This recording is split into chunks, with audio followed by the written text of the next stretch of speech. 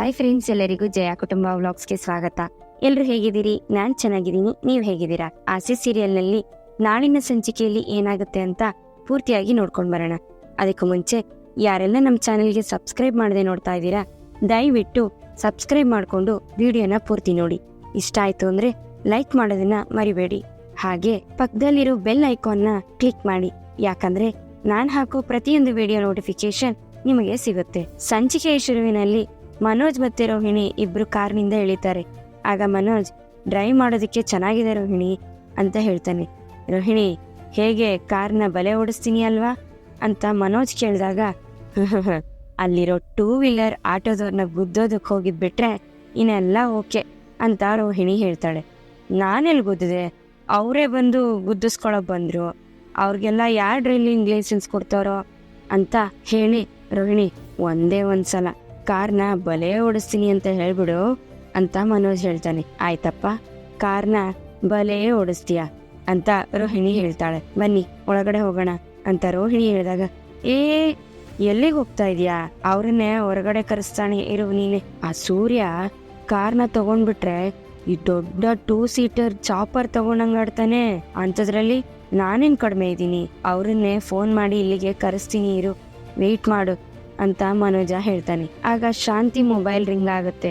ಆಗ ರಂಗನಾಥ್ ಅವರು ಶಾಂತಿ ಶಾಂತಿ ಅಂತ ಕರೀತಾರೆ. ಏನ್ರಿ ಅದು ಅಂತ ಶಾಂತಿ ಬಂದಾಗ, ನಿನ್ ಬಾಯಿ ಬಡ್ಕೊಳ್ತಾ ಇದೆ ನೋಡೆ ಅಂತ ರಂಗನಾಥ್ ಅವ್ರು ಹೇಳ್ತಾರೆ. ಅದು ನನ್ನ ಬಾಯಲ್ಲ, ನನ್ನ ಫೋನು ಅಂತ ಶಾಂತಿ ಹೇಳ್ತಾಳೆ. ಎರಡು ಒಂದೇ ಕಣೆ, ನೋಡು ನೋಡು ಅಂತ ರಂಗನಾಥ್ ಅವರು ಹೇಳ್ತಾರೆ. ಹಲೋ, ಹೇಳೋ ಮನೋಜ ಅಂತ ಶಾಂತಿ ಕೇಳಿದಾಗ, ಅಮ್ಮ ಅರ್ಜೆಂಟಾಗಿ ಆರತಿ ತಗೊಂಡು ಎಲ್ರನ್ನೂ ಆಚೆ ಕರ್ಕೊಂಡ್ ಬಾ. ಸೂರ್ಯ ಮೀನನ್ ಮಾತ್ರ ಮಿಸ್ ಮಾಡ್ಬೇಡ ಅಮ್ಮ, ಅವರೇ ತುಂಬಾ ಇಂಪಾರ್ಟೆಂಟ್ ಗೆಸ್ಟ್, ಕರ್ಕೊಂಡ್ ಬಾ ಅಂತ ಮನೋಜ್ ಹೇಳ್ತಾನೆ. ಯಾಕೋ ಅಂತ ಶಾಂತಿ ಕೇಳ್ತಾಳೆ. ಹೊಸ ಕಾರ್ ತಗೊಂಡ್ ಬಂದಿದೀನಿ ಅಮ್ಮ, ನೋಡ್ಬಾ ಅಮ್ಮ ಅಂತ ಮನೋಜ ಹೇಳ್ತಾನೆ. ನಿಜ ನೀನೋ? ಅಯ್ಯೋ ನನ್ ಬಂಗಾರ, ಬಂದೆ ಬಂದೆ ಬಂದೇ ಇರು ಅಂತ ಶಾಂತಿ ಮನೋಜಂಗ್ ಹೇಳಿ ಕಾಲ್ ಕಟ್ ಮಾಡ್ತಾಳೆ. ರವಿ, ಶ್ರುತಿ, ರೀ ನಡೀರಿ ಆಚೆ ಬೇಗ ಬೇಗ ಅಂತ ಹೇಳ್ಕೊಂಡು ಆರತಿ ತಟ್ಟೆನ ರೆಡಿ ಮಾಡ್ಕೊಳ್ತಾ ಬೇಗ ಬೇಗ ಆಚೆಗೆ ನಡೀರೋ ಅಂತ ಕರಿತಾ ಇರ್ತಾಳೆ. ಯಾಕೆ, ಏನೇ ಆಯ್ತು ಶಾಂತಿ? ಕಸ್ತೂರಿ ಏನಾದ್ರೂ ಹೋಗ್ಬಿಟ್ಲೇನೆ? ಏನೇ, ಯಾಕೆ ಇಷ್ಟು ಉದ್ವೇಗ ಅಂತ ರಂಗನಾಥ್ ಅವರು ಕೇಳ್ತಾರೆ. ಹೇಳ್ತೀರಿ, ಈ ಸೂರ್ಯ ಮೀನನ್ನು ಕರಿಯೋ ಅಂತ ರವಿಗೆ ಹೇಳ್ತಾಳೆ. ಯಾಕೆ, ನೀನೇ ಕರಿ ಅಂತ ರವಿ ಹೇಳಿದಾಗ, ಸುಮ್ನೆ ಕರಿಯೋ ಅಂತ ಶಾಂತಿ ಹೇಳ್ತಾಳೆ. ಆಗ ರವಿ ಸೂರ್ಯ ಅಂತ ಕರೆದಾಗ, ಏನೋ ಅಂತ ಹೇಳ್ತಾನೆ ಸೂರ್ಯ. ಬಾರೋ ಇಲ್ಲಿ ಅಂತ ರವಿ ಕರೆದಾಗ ಸೂರ್ಯ ಮತ್ತೆ ಮೀನಾ ಇಬ್ರು ಆಚೆಗೆ ಬರ್ತಾರೆ. ಏನಾಯ್ತಪ್ಪ ಅಂತ ಸೂರ್ಯ ಬಂದಾಗ, ಶಾಂತಮ್ಮನವರನ್ನೇ ಕೇಳು ಅಂತ ರವಿ ಹೇಳ್ತಾನೆ. ಅದೇನಾಯ್ತು ಅಂತ ಗೊತ್ತಿಲ್ಲಪ್ಪ, ಎಲ್ರು ಬನ್ನಿ ಬನ್ನಿ ಬನ್ನಿ ಅಂತ ಕಿರ್ಚ್ತಾ ಇದ್ದಾಳೆ. ಈ ಮನೋಜ ಬೇರೆ ಫೋನ್ ಮಾಡಿದ್ದ ಅಂತ ರಂಗನಾಥ್ ಅವರು ಹೇಳ್ತಾರೆ.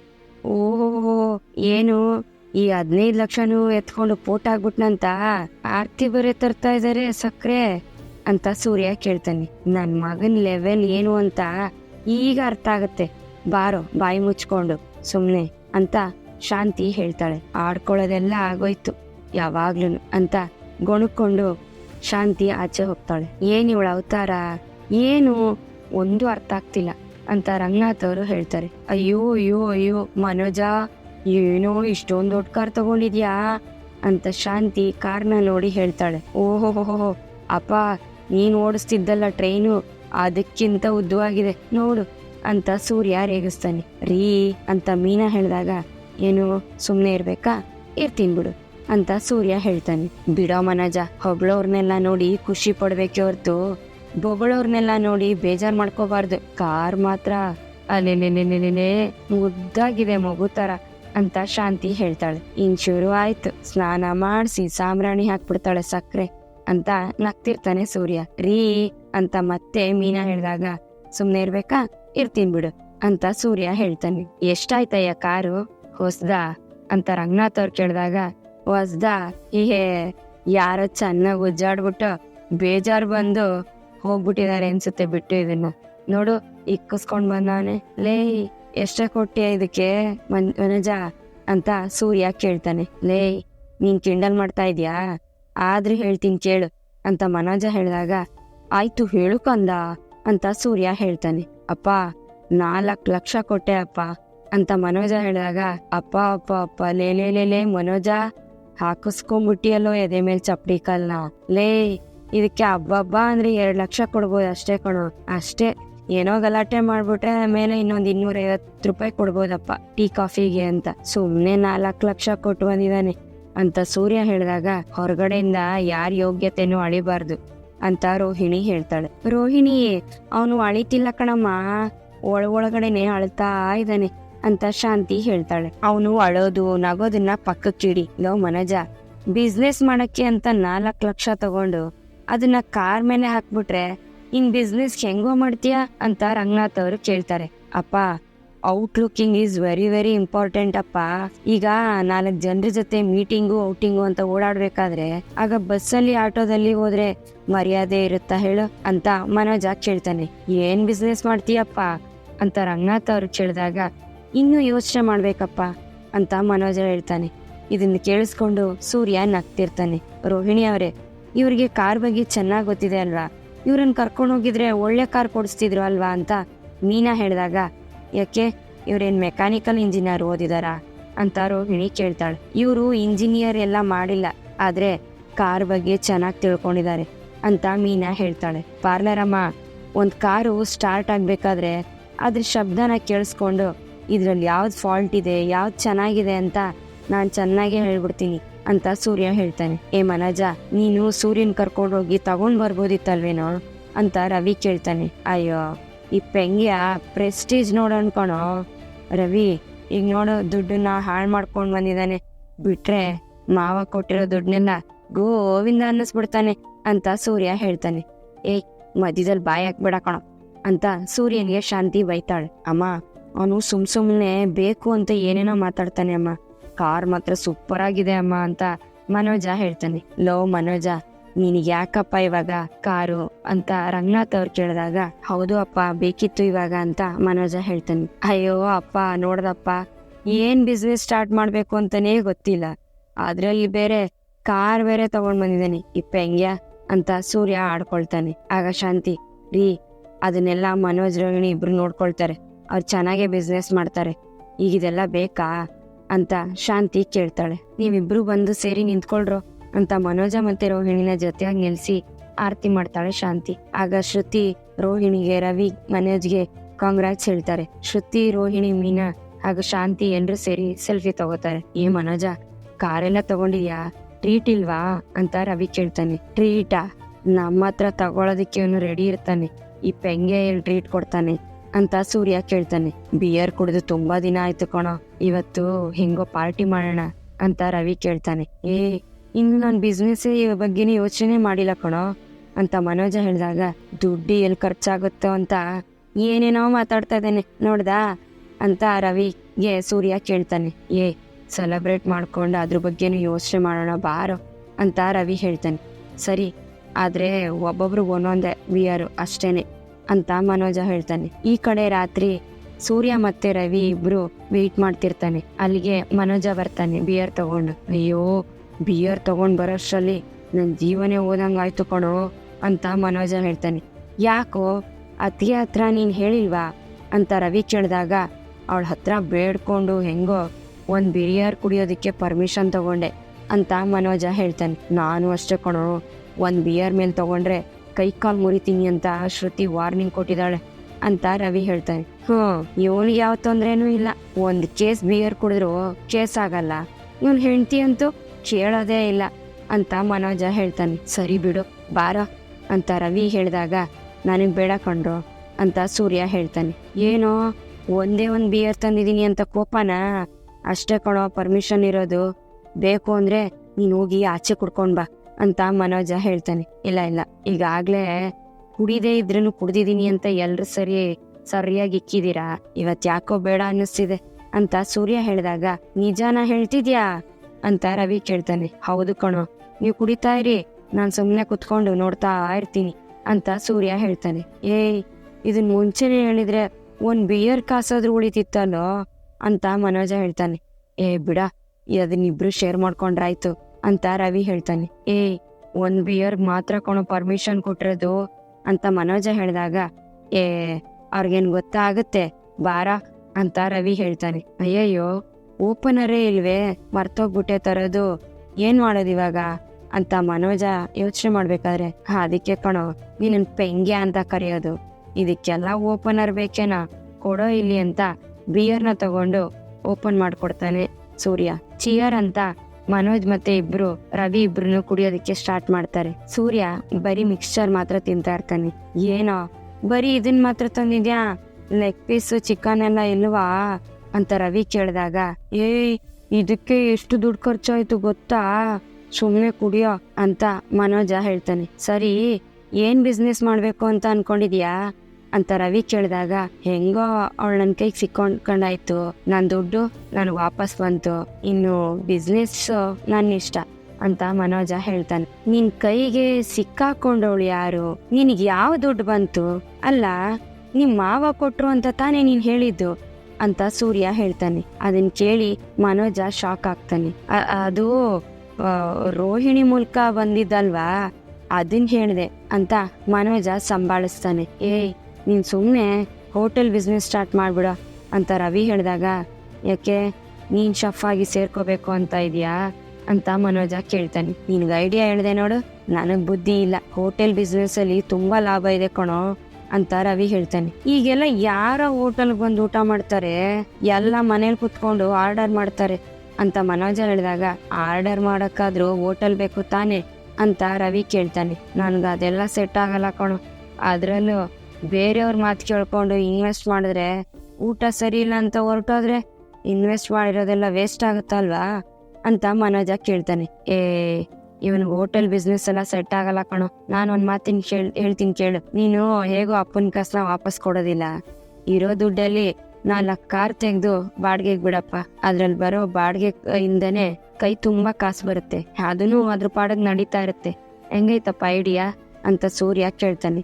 ಆಗ ರವಿ, ಇದು ಒಳ್ಳೆ ಐಡಿಯಾನೇ ಕಣೋ ಅಂತ ಹೇಳ್ತಾನೆ. ನೋಡಲೇ, ಒಂದ್ ಕಾರ್ನ ಬಾಡ್ಗೆಗೆ ಬಿಟ್ರೆ 1 ತಿಂಗಳು 1 ಲಕ್ಷದವರೆಗೆ ಬಾಡ್ಗೆ ಬರುತ್ತೆ ಕಣೋ, ಬೇಕಿದ್ರೆ ನೀನೇ ಲೆಕ್ಕ ಹಾಕು ಅಂತ ಸೂರ್ಯ ಹೇಳ್ತಾನೆ. ಕಾರ ಅದೆಲ್ಲ ಬೇಡ ಕಣೋ, ಯಾವನೋ ನಂಬಿ ಕಾರ್ ಕೊಟ್ರೆ ಸ್ವಂತ ಕಾರು ಅನ್ನೋ ರೀತಿ ಚೆನ್ನಾಗಿ ಓಡಾಡಿಸ್ತಾನೆ, ಹಾಗೆ ಕಾಸು ಸರಿಯಾಗಿ ಕೊಡೋದಿಲ್ಲ, ಯಾವನೋ ಸಂತೋಷವಾಗಿರೋದಿಕ್ಕೆ ಸುಖವಾಗಿರೋದಿಕ್ಕೆ ನಾನ್ ಕಾರ್ ತಗೋಬೇಕಾ ಅಂತ ಮನೋಜ ಕೇಳ್ತಾನೆ. ಲೇ ಪೆಂಗ್ಯ, ಮಾತಾಡ್ತೀಯ ಕಣೋ ನೀನು, ಮಾತಾಡ್ದೆ ಏನ್ ಮಾಡ್ತೀಯ ಹೇಳು, ಅಲ್ವಾ ನನ್ ಕೆಲ್ಸದ ಬಗ್ಗೆನೇ ಮಾತಾಡ್ತಿದ್ಯಾ ನೀನು, ಒಂದಿನ ಬಿಸ್ಲಲ್ಲಿ ಕಾರ್ ಓಡಿಸಿ ನೋಡು, ಗೊತ್ತಾಗುತ್ತೆ ನಿನಗೆ ಮೈ ನೋವು ಕಾಲ್ ನೋವು ಅಂತ ದೇಹದಲ್ಲಿ ಎಲ್ಲಾ ಪಾರ್ಟ್ಸ್ ಅಲ್ಲೂ ನೋವು ಕಾಣಿಸ್ಕೊಳತ್ತೆ, ನಾವು ಸುಖವಾಗಿರೋದನ್ನ ನೀನ್ ನೋಡಿದ್ಯಾ ಅಂತ ಸೂರ್ಯ ಕೇಳ್ತಾನೆ. ಸರಿ ಬಿಡ ಸೂರ್ಯ, ಅವನೇ ಬೇಡ ಅಂತ ಹೇಳ್ತಾ ಇದ್ದಾನೆ ತಾನೆ ಅಂತ ರವಿ ಹೇಳ್ತಾನೆ. ಸರಿ ಒಂದ್ ಕೆಲ್ಸ ಮಾಡು, ದುಡ್ಡೆಲ್ಲ ತಗೊಂಡೋಗಿ ಬ್ಯಾಂಕಲ್ಲಿ ಇಡು, ಬಡ್ಡಿನಾದ್ರೂ ಬರುತ್ತೆ ಅಂತ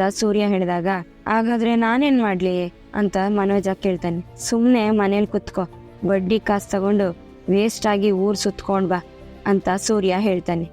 ತಿಂಗಳು ಬಡ್ಡಿ ಬರುತ್ತೆ, ಆದ್ರೆ ಪರ್ಸೆಂಟೇಜ್ ಮೇಲಕ್ಕೆ ಹೋಗಲ್ವೇ ಅಂತ ಮನೋಜ ಹೇಳ್ಬೇಕಾದ್ರೆ, ಏನ ಇವನು ಏನ್ ಹೇಳಿದ್ರಿ ಏನಾದ್ರೂ ಒಂದು ಕಾರಣ ಹೇಳ್ತಾನೆ ಇರ್ತಾನೆ ಅಂತ ಸೂರ್ಯ ಹೇಳ್ತಾನೆ. ಸರಿ ಈ ಡ್ರೆಸ್ಸು ಬೊಟಿಕ್ಕು ಈ ರೀತಿ ಏನಾದ್ರು ಅಂತ ರವಿ ಹೇಳಿದಾಗ, ಆನ್ಲೈನ್ ಅಲ್ಲೇ ಎಲ್ಲ ಡ್ರೆಸ್ ತಗೋತಾರೆ, ಯಾರೋ ಅಂಗಡಿಗೆ ಬರ್ತಾರೆ ಅಂತ ಮನೋಜ ಹೇಳ್ತಾನೆ.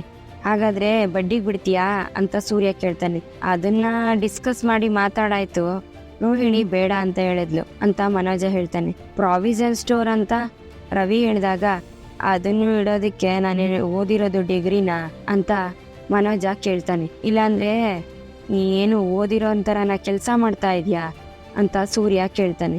ಈಗ ನೀನು ತುಂಬಾ ಬುದ್ಧಿವಂತ ಅಲ್ವಾ, ಬುಕ್ ಶಾಪ್ ಏನಾದ್ರೂ ಇಟ್ಕೋ ಅಂತ ಸೂರ್ಯ ಹೇಳಿದಾಗ, ಈಗೆಲ್ಲ ಯಾರು ಬುಕ್ಸ್ ಓದ್ತಾರೆ ಅಂತ ಮನೋಜ ಕೇಳ್ತಾನೆ. ಹೌದು, ಈ ಇವೆಂಟ್ ಅಂತ ಹೇಳ್ತಾರಲ್ಲ, ಇವೆಂಟ್ ಮ್ಯಾನೇಜ್ಮೆಂಟ್, ಅದನ್ ಮಾಡ್ತೀಯಾ ಅಂತ ರವಿ ಕೇಳಿದಾಗ, ಅಯ್ಯೋ ಅದಕ್ಕೆಲ್ಲ ಆರ್ಡರ್ ಹಿಡಿಯೋದಕ್ಕೆ ಕಂಡೋರ್ ಮುಂದೆ ಹೋಗಿ ನಿಂತ್ಕೋಬೇಕು ಕಣೋ ಅಂತ ಮನೋಜ ಹೇಳ್ತಾನೆ. ರವಿ, ಈ ಬಾಟ್ಲು ವೇಸ್ಟ್ ಆಗಲ್ಲ ಕಣೋ ಇವಾಗ ಅಂತ ಸೂರ್ಯ ಫುಲ್ ಬಾಟ್ಲನ್ನ ಎತ್ಕೊಳ್ತಾನೆ. ಯಾಕೋ ಕುಡಿತ್ಯಾ ಅಂತ ರವಿ ಕೇಳಿದಾಗ, ಇಲ್ಲ ಕಣೋ, ಎತ್ಕೊಂಡು ಹಂಗೆ ಈ ಪೆಂಗಿನ ತಲೆ ಮೇಲೆ ಹೊಡಿಬೇಕು, ಏನೇ ಹೇಳಿದ್ರು ಅದಕ್ಕೊಂದು ಏನಾದ್ರೂ ಹೇಳ್ತಾನೆ ಇರ್ತಾನೆ, ಯಾವ್ದನ್ನ ಹೇಳಿದ್ರು ಬೇಡ ಅಂತಾನೆ ಇರ್ತಾನೆ ಅಂತ ಸೂರ್ಯ ಹೇಳಿದಾಗ, ನನಗೂ ಇಷ್ಟ ಆಗ್ಬಾರ್ದಾ ಅಂತ ಮನೋಜ ಕೇಳ್ತಾನೆ. ನೀನು ಬಿಸ್ನೆಸ್ ಮಾಡೋ ಐಡಿಯಾದಲ್ಲಿ ಇಲ್ಲ, ಸುಮ್ನೆ ಕುತ್ಕೊಂಡು ದುಡ್ಡು ಖಾಲಿ ಮಾಡ್ಬೇಕು ಅಂತ ಇದೆಯಾ ಅಂತ ಸೂರ್ಯ ಹೇಳ್ತಾನೆ. ಇಲ್ಲ ಕಣೋ, ಅದು ನನಗೂ ಇಷ್ಟ ಆಗ್ಬೇಕು ಅಲ್ವೇನೋ, ತುಂಬಾ ಅಲ್ಲಿ ಇಲ್ಲಿ ಅಂತ ಅಲಿಯಕ್ ಹೋಗ್ಬಾರ್ದು, ಒಂದೇ ಜಾಗದಲ್ಲಿ ಕುತ್ಕೋಬೇಕು, ಆದ್ರೆ ಕಾಸು ಮಾತ್ರ ನನಗ್ ಬರ್ತಾನೆ ಇರ್ಬೇಕು ಅಂತ ಮನೋಜ ಹೇಳ್ತಾನೆ. ಹಾಗಾದ್ರೆ ಒಂದು ಕರೆಕ್ಟ್ ಆಗಿರೋ ಕೆಲ್ಸ ಇದೆ ಕಣೋ, ಅದ್ರ ನೀನ್ ಚೆನ್ನಾಗ್ ಅನುಭವ ಇದೆ ಅಂತ ಸೂರ್ಯ ಹೇಳ್ತಾನೆ.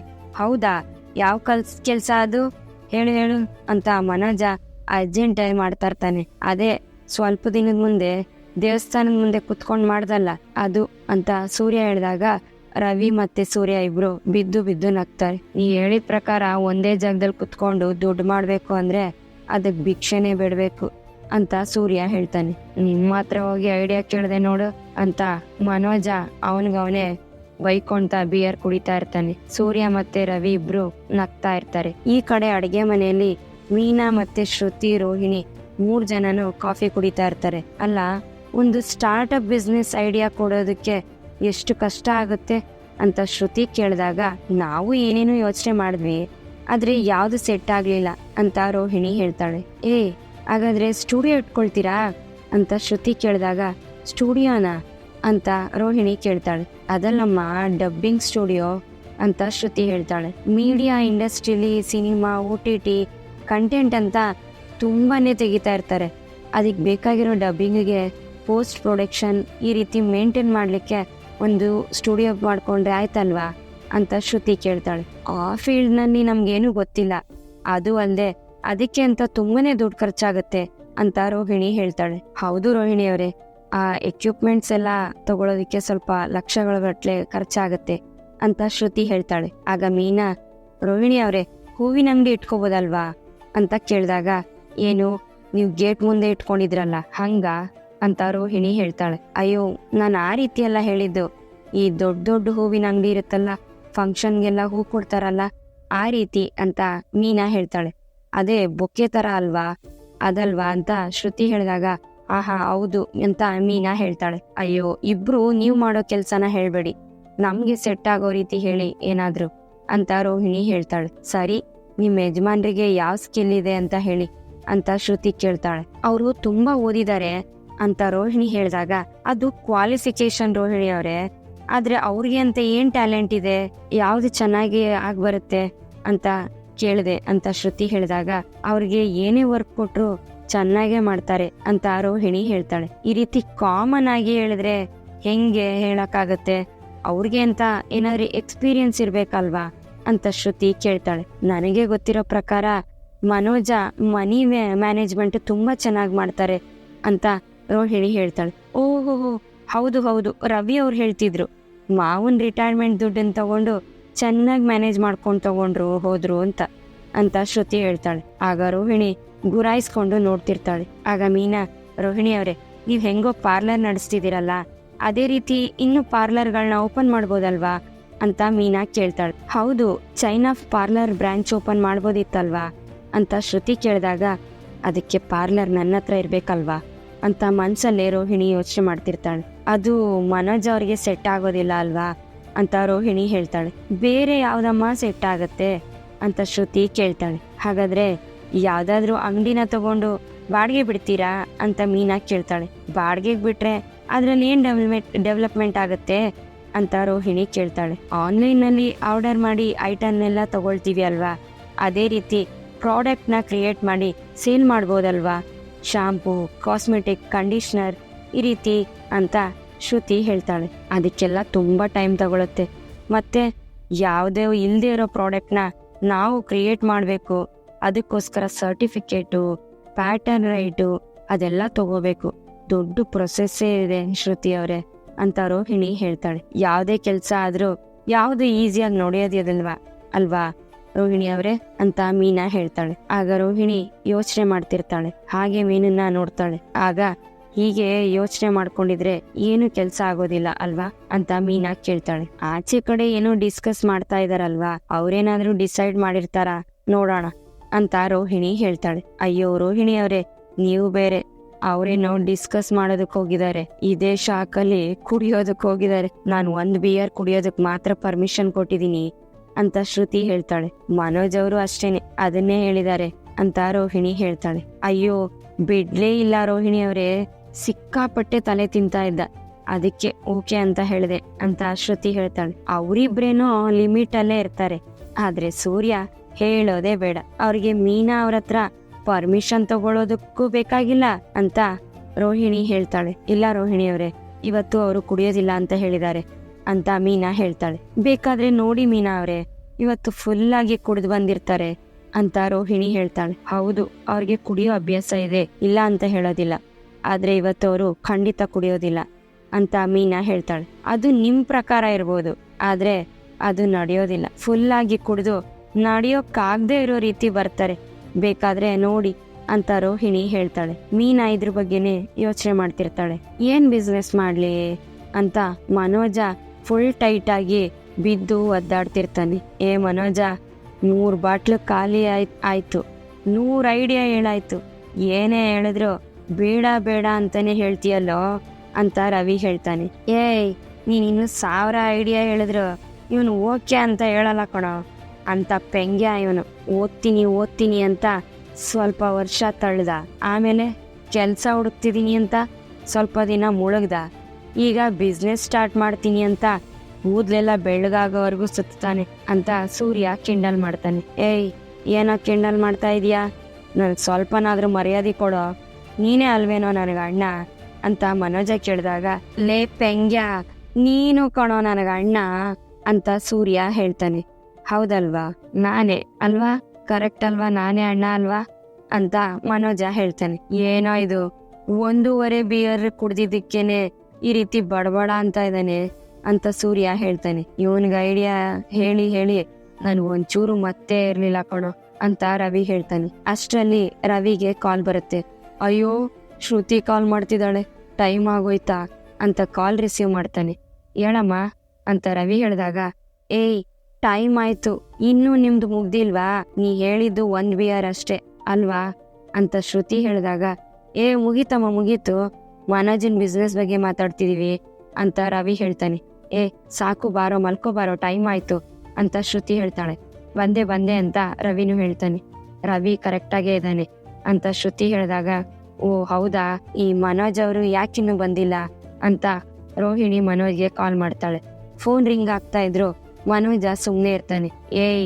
ಅರ್ಧಂಬರ್ಧ ಮತ್ತಲ್ಲಿರೋನೆ, ಫೋನ್ ಎತ್ತೋ ಅಂತ ಸೂರ್ಯ ಹೇಳ್ತಾನೆ. ಯಾರೋ ಇದು ಅಂತ ಫೋನ್ನ ಮನೋಜ ನೋಡ್ಬೇಕಾದ್ರೆ, ಇದು ಪಾರ್ಲರ್ ಅಮ್ಮ ಕಣೋ, ಎತ್ತೋ ಫೋನ್ನ ಅಂತ ಸೂರ್ಯ ಹೇಳ್ಬೇಕಾದ್ರೆ, ಅಯ್ಯೋ ಡಾರ್ಲಿಂಗ್ ಹೇಳು ಡಾರ್ಲಿಂಗ್ ಅಂತ ಮನೋಜ ಹೇಳಿದಾಗ, ಏನ್ ಮಾಡ್ತಾ ಇದೀಯಾ ಇನ್ನು ಅಂತ ರೋಹಿಣಿ ಕೇಳ್ತಾಳೆ. ಡಾರ್ಲಿಂಗ್ ಬಿಸ್ನೆಸ್ ವಿಷಯವಾಗಿ ಮಾತಾಡ್ತಾ ಇದ್ದೀನಿ ಡಾರ್ಲಿಂಗ್ ಅಂತ ಮನೋಜ ಹೇಳ್ತಾನೆ.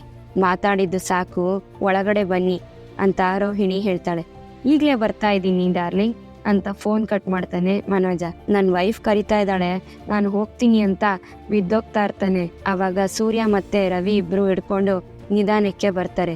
ಏನಿದು ಆಚೆ ಕಡೆ ಇಷ್ಟೊಂದು ಶಬ್ದ ಬರ್ತಿದ್ಯಲ್ಲ ಅಂತ ಶ್ರುತಿ ಕೇಳಿದಾಗ, ಇನ್ಯಾರು ಸೂರ್ಯ ಅವರೇ ಇರ್ತಾರೆ, ಫುಲ್ ಆಗಿ ಕುಡಿದು ಏನಾದ್ರೂ ಗಲಾಟೆ ಮಾಡ್ತಿರ್ತಾರೆ ಅಂತ ರೋಹಿಣಿ ಹೇಳ್ತಾಳೆ. ಇಲ್ಲ ರೋಹಿಣಿ ಅವರೇ, ಹೇಳಿದ್ನಲ್ಲ ಅವ್ರು ಇವತ್ತು ಕುಡಿಯೋದಿಲ್ಲ ಅಂತ ಮೀನಾ ಹೇಳಿದಾಗ, ಪಾಪ ಅನ್ಸುತ್ತೆ ನಿಮ್ಮನ್ನ ನೋಡಿದ್ರೆ, ಇನ್ನೂ ನೀವು ಅವ್ರನ್ನ ಎಷ್ಟೋ ನಂಬಿದೀರಾ, ನಿಂತ್ಕೊಳಕ್ಕಾಗದೆ ತೂರಾಡ್ಕೊಂಡು ಬರ್ತಾ ಇರ್ತಾರೆ, ಬೇಕಾದ್ರೆ ನೀವೇ ನೋಡಿ ಅಂತ ರೋಹಿಣಿ ಹೇಳ್ತಾಳೆ. ಏನೋ ಯಾವ ಕಡೆ ನೋಡಿದ್ರು ಮನೆ ಬಾಗ್ಲು ತರನೇ ಕಾಣ್ತಿದೆ ಅಂತ ಎಲ್ಲಂದ್ರಲ್ಲಿ ಕಾಲಿಟ್ಕೊಂಡು ಹೋಗ್ತಿರ್ತಾನೆ ಮನೋಜ. ನಿಧಾನಕ್ಕೆ ಕಣೋ, ಎಲ್ಲೆಲ್ಲೋ ಹೋಗ್ತಿದ್ಯಲ್ಲೋ ಅಂತ ಸೂರ್ಯ ಹೇಳಿದ್ರೆ, ಸುಮ್ನಿರ, ನನಗೆ ಮನೆ ಬಾಗ್ಲು ನನಗೆ ಎಲ್ಲಿದೆ ಅಂತ ಗೊತ್ತಿಲ್ವಾ ಅಂತ ಹೋಗ್ತಿರ್ತಾನೆ. ಆಗ ಸೂರ್ಯ ರವಿ ಇಬ್ರು, ರವಿ ಇವನ್ನ ಗಟ್ಟಿಯಾಗಿ ಹಿಡ್ಕೊಳ್ಳೋ, ಬಿಡ್ಬೇಡ, ಬಿಟ್ರೆ ಇವನ ಜೊತೆ ನಮ್ಮನ್ನು ಎಳ್ಕೊಂಡು ಹೋಗ್ತಾನೆ ಅಂತ ಹೇಳಿ ಇಬ್ರು ಸೇರಿ ಅವನನ್ನ ಕರ್ಕೊಂಡ್ ಬರ್ತಾರೆ. ಮನೋಜ ಹೆಂಗೆಂಗೋ ನಡ್ಕೊಂಡು ಹೆಂಗೆಂಗೋ ಬೀಳ್ತಾ ಬರ್ತಾ ಇದೆಯಲ್ಲೋ, ಕಂಟ್ರೋಲ್ ಮಾಡೋದಿಕ್ಕೆ ಸೂರ್ಯ ಹೋಗಿ ಸುಸ್ತಾಗಿರ್ತಾನೆ. ಸುಸ್ತಾಗಿರೋ ಸೂರ್ಯನ್ ನೋಡಿ ರೋಹಿಣಿ, ನೋಡಿದ್ರಾ, ನಾ ಹೇಳಿದೆ ತಾನೆ ನಿಮ್ ಗಂಡನ ಅವಸ್ಥೆ ಹೇಗಿರುತ್ತೆ ಅಂತ ಹೇಳ್ತಾಳೆ. ನೋಡು, ಹಂಗೆ ರಿವರ್ಸಲ್ ಬರ್ತಾ ಇದಾರೆ ಅಂತ ರೋಹಿಣಿ ಹೇಳ್ತಾಳೆ. ಶ್ರುತಿ ಮನೋಜನ್ನ ನೋಡಿ, ರೋಹಿಣಿ ಅವರೇ, ಬರ್ತಾ ಇರೋದು ಸೂರ್ಯ ಅವರಲ್ಲ, ಮನೋಜ್ ಅವ್ರು ನಿಡ್ಕೊಂಡ್ ಬರ್ತಿರೋದು ಸೂರ್ಯ ಮತ್ತೆ ರವಿ ಅಂತ ಹೇಳ್ತಾಳೆ. ಅದನ್ನ ನೋಡಿ ಮೀನಾ ನಗ್ತಾಳೆ. ಮನೋಜ್, ನೀವೇನ್ ಮಾಡ್ಕೊಂಡ್ ಬಂದಿದ್ದೀರಾ ಅಂತ ರೋಹಿಣಿ ಕೇಳಿದಾಗ, ಡಾರ್ಲಿಂಗ್ ತುಂಬಾ ಐಡಿಯಾ ಇದಾವೆ, ಬಿಸ್ನೆಸ್ ಸ್ಟಾರ್ಟ್ ಮಾಡೋದಕ್ಕೆ ಅಂತ ಮನೋಜ ಹೇಳ್ತಾನೆ. ಇವ್ರು ತುಂಬಾ ಕುಡ್ದಿದ್ದಾರೆ ಅಂತ ರವಿನ ರೋಹಿಣಿ ಕೇಳ್ತಾಳೆ. ಇಲ್ಲ ಅದಕ್ಕೆ ಒಂದೇ ಬಾಟ್ಲಿಗೆ ಈ ರೀತಿ ಆಗಿದ್ದಾನೆ ಅಂತ ರವಿ ಹೇಳ್ತಾನೆ. ಏಯ್ ಯಾಕೋ ಸುಳ್ಳು ಹೇಳ್ತೀಯಾ, ಬಾಟಲ್ ದೊಡ್ಡದಾಗಿತ್ತು ಡಾರ್ಲಿಂಗ್ ಅಂತ. ಇರು ಮೇನೇ ಇದೆ ತಗೊಂಡ್ ಬರ್ತೀನಿ ಅಂತ ಮನೋಜ ಆಚೆ ಹೋಗ್ಬೇಕಾದ್ರೆ ಸೂರ್ಯ ಮತ್ತೆ ರವಿ ಇಬ್ರು ಅವನನ್ನ ತಡೀತಾರೆ. ಅಮ್ಮ ಪೌಡ್ರಮ್ಮ ಫಸ್ಟ್ ಕರ್ಕೊಂಡೋಗಿ ಮಲ್ಗ್ಸಮ್ಮ, ಬೆಳಗ್ಗೆ ಅಷ್ಟಲ್ಲಿ ಸರಿ ಹೋಗ್ತಾನೆ ಅಂತ ಸೂರ್ಯ ಹೇಳ್ತಾನೆ. ಬಾ ನಿನ್ ಜೊತೆ ಬೆಳಗ್ಗೆ ಮಾತಾಡ್ತೀನಿ ಅಂತ ರೋಹಿಣಿ ಹೇಳಿದಾಗ, ಯಾಕೆ ಬೆಳಗ್ಗೆ ನಾವು ಮಾತಾಡೋದು ಯಾಕೆ, ಇವಾಗ್ಲೇ ಮಾತಾಡ್ಕೊಳ್ಬೋದಲ್ವಾ ಅಂತ ಮನೋಜ ಅಲ್ಲೇ ಕುತ್ಕೊಳ್ತಾನೆ. ಮನೋಜ್ ಅವರೇ ಏನ್ ಮಾಡ್ತಾ ಇದ್ದೀರಾ ಅಂತ ರೋಹಿಣಿ ಕೇಳಿದಾಗ, ಇವಾಗ್ಲೇ ಇಲ್ಲೇ ಮಾತಾಡೋಣ ಡಾರ್ಲಿಂಗ್ ಅಂತ ಮನೋಜ ಹೇಳ್ತಾನೆ. ಮನೋಜ್ ಅವರೇ ನಡೀರಿ ಅಂತ ಹೇಳಿದಾಗ ಮನೋಜ್ ರೋಹಿಣಿ ಕೈನ ಹಿಡ್ಕೊಳ್ತಾನೆ. ಕೈ ಬಿಡಿ ಅಂತ ರೋಹಿಣಿ ಎಷ್ಟೇ ಹೇಳಿದ್ರು ಮನೋಜ ಹೇಳಿದನ್ನ ಕೇಳೋದೇ ಇಲ್ಲ. ಆಗ ರೋಹಿಣಿ ಮನೋಜನ್ಗೆ ಒಂದ್ ಹೇಟು ಹೊಡಿತಾಳೆ. ಯಾಕೆ ಹೊಡಿತೀಯಾ ಅಂತ ಮನೋಜ ಕೇಳ್ತಾನೆ. ಆಗ ಮನೋಜನ್ನ ಅಲ್ಲಿಂದ ಎಳ್ಕೊಂಡು ಹೋಗ್ತಾಳೆ ರೋಹಿಣಿ. ಏನಾದ್ರೂ ಸರಿಯಾಗಿ ಬಂದಿದೆಯಲ್ಲ, ನೀನಾದ್ರೂ ಸರಿಯಾಗಿ ಬಂದಿದೆಯಲ್ಲ, ಸರಿಯಾಗಿ ಬಾ ನೀನ್ ಒಳಗಡೆ ಅಂತ ರವಿನ ರೂಮಿಗೆ ಎಳ್ಕೊಂಡು ಹೋಗ್ತಾಳೆ ಶ್ರುತಿ. ನೀವೆಷ್ಟು ಕುಡಿದ್ರಿ ಅಂತ ಮೀನಾ ಕೇಳ್ತಾಳೆ ಸೂರ್ಯನ. ನಾನೇನು ಕುಡ್ದಿಲ್ಲಪ್ಪ ಅಂತ ಸೂರ್ಯ ಹೇಳ್ತಾನೆ. ಇದನ್ನ ನಾನ್ ನಂಬೇಕಾ ಅಂತ ಮೀನಾ ಕೇಳ್ತಾಳೆ. ಇಲ್ಲಿಗೆ ಈ ಒಂದು ಸಂಚಿಕೆ ಮುಗಿಯುತ್ತೆ. ಈ ಸಂಚಿಕೆ ನಿಮ್ಗೆ ಇಷ್ಟ ಆಗಿದೆ ಅಂತ ಅನ್ಕೊಳ್ತೀನಿ. ಇಷ್ಟ ಆಗಿದ್ರೆ ಲೈಕ್ ಮಾಡೋದನ್ನ ಮರಿಬೇಡಿ. ಹಾಗೆ ಹೇಗಿತ್ತು ಅನ್ನೋದನ್ನ ಕಮೆಂಟ್ ಮೂಲಕ ತಿಳಿಸಿ. ಮುಂದಿನ ಸಂಚಿಕೆಯೊಂದಿಗೆ ಮತ್ತೆ ನಿಮ್ಮನ್ನ ಭೇಟಿ ಮಾಡ್ತೀನಿ. ಅಲ್ಲಿವರೆಗೂ ಟಾಟಾ, ಬಾಯ್ ಬಾಯ್, ಟೇಕ್ ಕೇರ್.